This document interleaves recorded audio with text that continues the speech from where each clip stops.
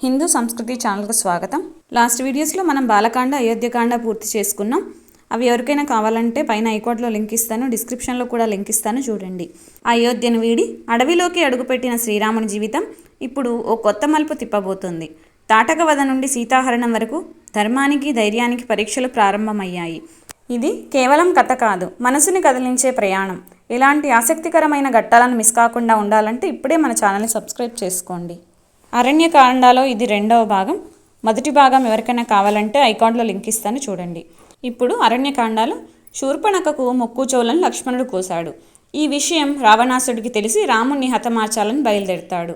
అప్పుడు రావణాసురుడి గూఢచారుల్లో ఒకడైన అకంపనుడు శ్రీరాముని వధించడం దేవాసురులకు కూడా సాధ్యం కాదని చెప్పాడు. అందుకు ఒక ఉపాయం కూడా చెప్పాడు. శ్రీరాముడి భార్య అయిన సీత అందాల రాశి, శ్రీరాముడికి ప్రాణం. ఆమెను అపహరిస్తే ఆ ఎడబాటును తట్టుకోలేక శ్రీరాముడు జీవితాన్ని చాలిస్తాడు అని సలహా ఇచ్చాడు. అప్పుడు రావణుడు మారీచుడి ఆశ్రమం చేరుకున్నాడు. మారీచుడి ఆశ్రమం చేరుకున్నాక మారీచుడితో సీతాహరణం విషయం చెప్పాడు. మారీచుడు శ్రీరాముడు సింహం లాంటివాడు, సింహం దగ్గరికి వెళ్ళడం ఎంత ప్రమాదం, రాముణ్ణి కవ్వించడం కొరివితో తలకు ఒక్కోవడమే అని చెప్పాడు. ఆ మాటలు విన్న రావణుడు లంకకు తిరుగుముఖం పట్టాడు. తిరుగుముఖం పట్టిన రావణుడు సీతాదేవిని ఎలా అపహరించారో ఈ వీడియోలో తెలుసుకుందాం. ఖర, దూషణ త్రిసరులు 14,000 మంది రాక్షస వీరులు రాముడి దాటికి నిలవలేక యముడి ఇంటికి పోవడాన్ని భరించలేకపోయింది శూర్పణఖ. లంకకు పరుగుదీసింది. మంత్రులతో కొలువుదీరిన రావణుని సభలోకి వెళ్ళింది. వికృత రూపంలో వచ్చిన చెల్లెలిని దీనావస్థను చూసి కూడా చలించలేదు రావణుడు. శూర్పణఖ ఆవేశం కట్టలు తెంచుకుంది. రావణుడి మూర్ఖత్వాన్ని తిట్టిపోసింది. శ్రీరాముడి వల్ల లంకకు ముప్పు వాటిల్లుతుందని హెచ్చరించింది. సౌందర్యవతి అయిన సీతకు తగిన భర్తవు నీవేనని రావణుడిలో కొత్త ఆశలు రేకెత్తించింది. ఒకవైపు మారీచుడి మాటలు, మరొకవైపు శూర్పణఖ పలుకులు లంకేశుని మనసును కుదిపేస్తున్నాయి. అయోమయంలో పడ్డాడు. సీతాపహరణంలోని మంచి చెడులను ఆలోచించాడు. శ్రీరాముని బలంతో తన బలాన్ని పోల్చుకున్నాడు. చివరకు సీతను అపహరించడానికి నిశ్చయించుకున్నాడు. రావణుడు మళ్ళీ మారీచుని వద్దకు వెళ్ళాడు. సీతాపహరణకు బంగారు లేడిగా మారి సహకరించమన్నాడు. ఆ ఆలోచనను విరమించుకోమని లంకేశునికి పరిపరి విధాలా నచ్చజెప్పజూశాడు మారీచుడు. విశ్వామిత్రుని యాగ సంరక్షణ సందర్భంలో రామబాణం రుచి ఏమిటో తాను తెలుసుకున్నానన్నాడు. మారీచుడి మాటలను పెడచెవిన పెట్టాడు రావణుడు. మూర్ఖులకు హితబోధలు చెవికెక్కవు కదా, నేను చెప్పినట్లు చేయకుంటే నా చేతిలో నీకు చావు తప్పదని హెచ్చరించాడు రావణుడు. ఆశ్రమానికి వెళ్తే శ్రీరాముడు చంపుతాడు, వెళ్లకుంటే రావణుడు చంపుతాడు. ముందు నుయ్యి వెనక గొయ్యిలా ఉంది మారీచుని స్థితి. చివరకు ఒక నిశ్చయానికి వచ్చాడు. రావణునితో నీ చేతిలో చావడం కన్నా శ్రీరాముని చేతిలో చావడమే నయం, నా జన్మ తరిస్తుందని తేల్చి చెప్పాడు. మారీచుడు బంగారు లేడిగా మారి శ్రీరాముని ఆశ్రమ ప్రాంతంలో తిరుగుతున్నాడు.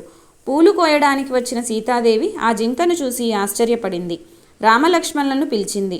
వారు ఆ మృగాన్ని చూశారు. లక్ష్మణుడు అది మాయామృగమేనని నిస్సంశయంగా పలికాడు. మారీచుడే ఈ రూపంలో వచ్చి ఉంటాడన్నాడు. వేటకు వచ్చే రాజులను మాయామృగ రూపంలో చంపడం మారీచుడికి కొత్తదేమీ కాదన్నాడు. ఇలాంటి లేడి ప్రపంచంలో ఉండదని అనుమానాన్ని వెళ్ళబుచ్చాడు.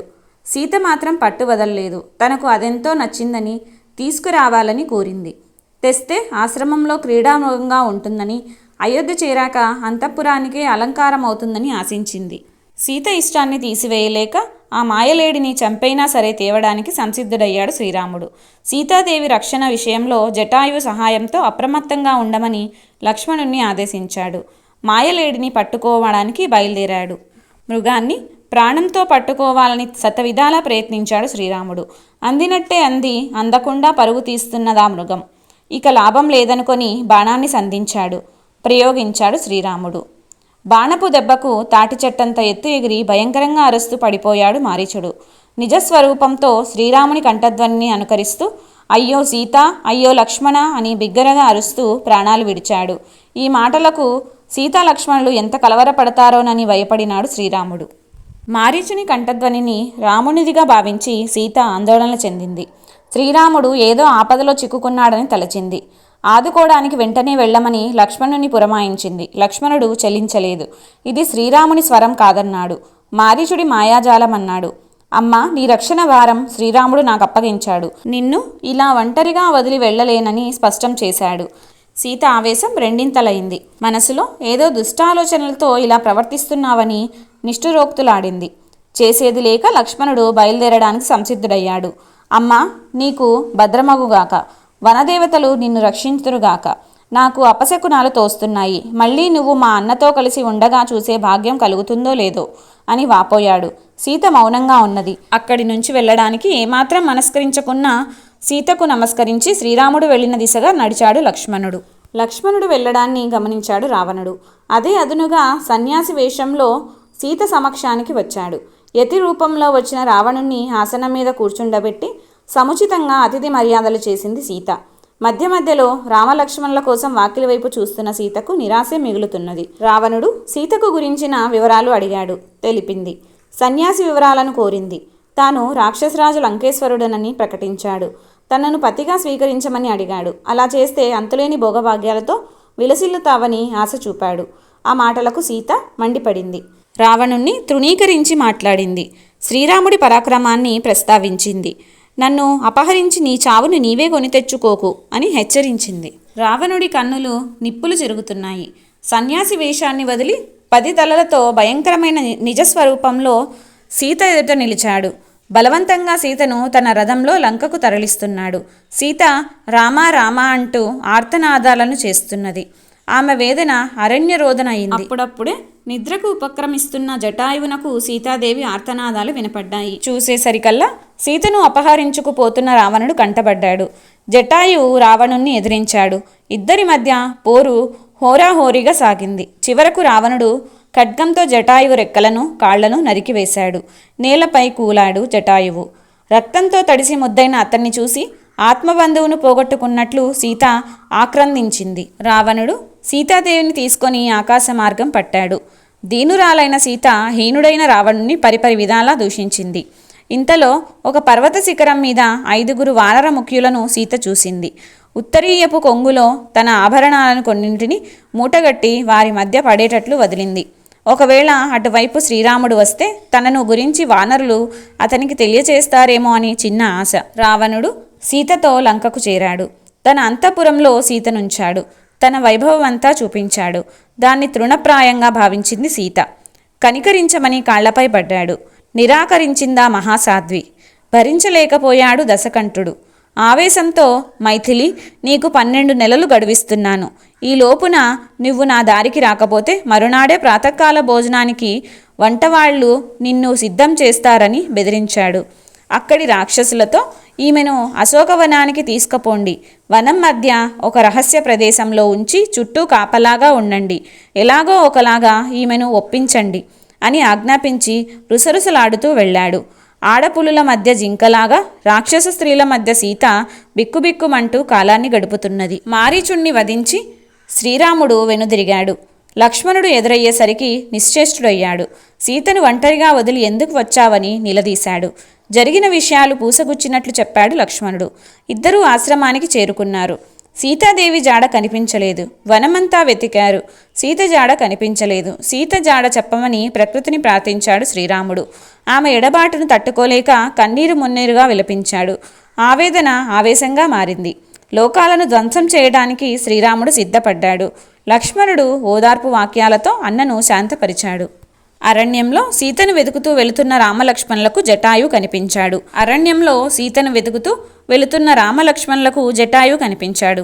రక్తంతో తడిసిన అతన్ని గుర్తించలేదు శ్రీరాముడు. మీదు మిక్కిలి అతడు గద్ద రూపంలో ఉన్న రాక్షసుడనని, సీతనతడే భక్షించి ఉంటాడని భ్రమపడ్డాడు. బాణంతో చంపడానికి పూనుకున్నాడు. ఇంతలో జటాయువు జరిగిన విషయం చెప్పాడు.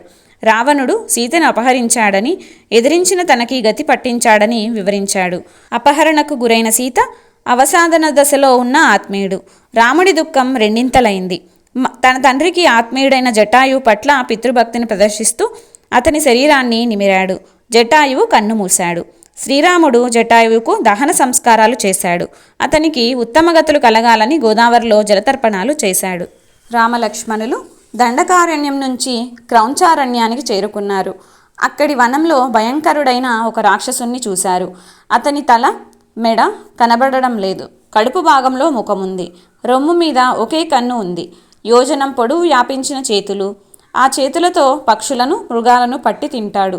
అతని పేరు కబంధుడు. తన సమీపంలోకి వచ్చిన రామలక్ష్మణులను అమాంతంగా 2 చేతులతో పట్టుకున్నాడు. అతని చేతుల్లో చిక్కితే తప్పించుకోవడం ఎవరితరము కాదు. అందుకే కబంధహస్తాలు అన్న జాతీయం పుట్టుకు వచ్చింది. కబంధుడు రామలక్ష్మణులను భక్షించడానికి నోరు తెరిచాడు. అన్నదమ్ములిద్దరూ తమ ఖడ్గాలతో అనాయాసంగా వాడి భుజాలను నరికివేశారు. కబంధుడు కుప్పకూలాడు. రామలక్ష్మణుల గురించి తెలుసుకున్నాడు. తన గురించి చెప్పుకున్నాడు. శాప కారణంగా తనకి వికృత రూపం ప్రాప్తించిందన్నాడు. శ్రీరాముడు కబంధునితో, మాకు రావణుని పేరు మాత్రమే తెలిసింది. అతని రూపం, ఉండే చోటు, శక్తి సామర్థ్యాలు తెలియవు. వాటిని చెప్పవలసిందని అడిగాడు. సమాధానంగా కబంధుడు, శ్రీరామ, నాకిప్పుడు దివ్యజ్ఞానం లేదు. నా శరీరాన్ని దహిస్తే నా నిజరూపం వస్తుంది, అప్పుడు చెప్పగలనన్నాడు. కబంధుడి శరీరానికి అగ్ని సంస్కారం చేశారు రామలక్ష్మణులు. ఆ జ్వాలల నుంచి దివ్యదేహంతో బయటికి వచ్చాడు కబంధుడు. సీతాదేవి దొరికే ఉపాయాన్ని శ్రీరాముడికి చెప్పాడు. ఇందుకు సుగ్రీవుడి మైత్రి బాగా తోడ్పడుతుందన్నాడు. వాలి సుగ్రీవుల కథను వివరించాడు. సుగ్రీవుణ్ణి చేరే దారిని చెప్పాడు. శ్రీరాముడి అనుమతిని తీసుకొని కబంధుడు స్వర్గానికి వెళ్ళాడు. కబంధుడు సూచించిన మార్గంలో ప్రయాణిస్తూ పంపా సరస్సున్న ప్రాంతానికి చేరారు రామలక్ష్మణులు. ఆ తీరంలో ఉన్న శబరి ఆశ్రమానికి వెళ్ళారు. శబరి తపస్సిద్ధురాలు, జ్ఞాన వయోవృద్ధురాలు. శ్రీరామ దర్శనంతో ఆమె తనువు పులకించింది. పంపా తీరంలో దొరికే పండ్లను స్వామికి సమర్పించింది. తన జన్మ ధన్యమైనట్లు భావించింది. శ్రీరాముడి అనుమతి పొంది తన దేహాన్ని అగ్నికి ఆహుతి చేసి అగ్నికాంతితో ఊర్ధ్వలోకాలకు చేరింది. అక్కడి నుంచి ఋష్యమూక పర్వతానికి ప్రయాణమయ్యారు రామలక్ష్మణులు. దారిలో పంపా సరోవరాన్ని దర్శించారు. ఈ రోజుతో అరణ్యకాండ పూర్తయింది. నెక్స్ట్ వీడియోలో కిష్కింధకాండ గురించి తెలుసుకుందాం. మీ విలువైన సమయాన్ని వీడియో కోసం కేటాయించినందుకు మీకు ధన్యవాదాలు. దయచేసి లైక్ చేసి, షేర్ చేసి, సబ్స్క్రైబ్ చేయండి.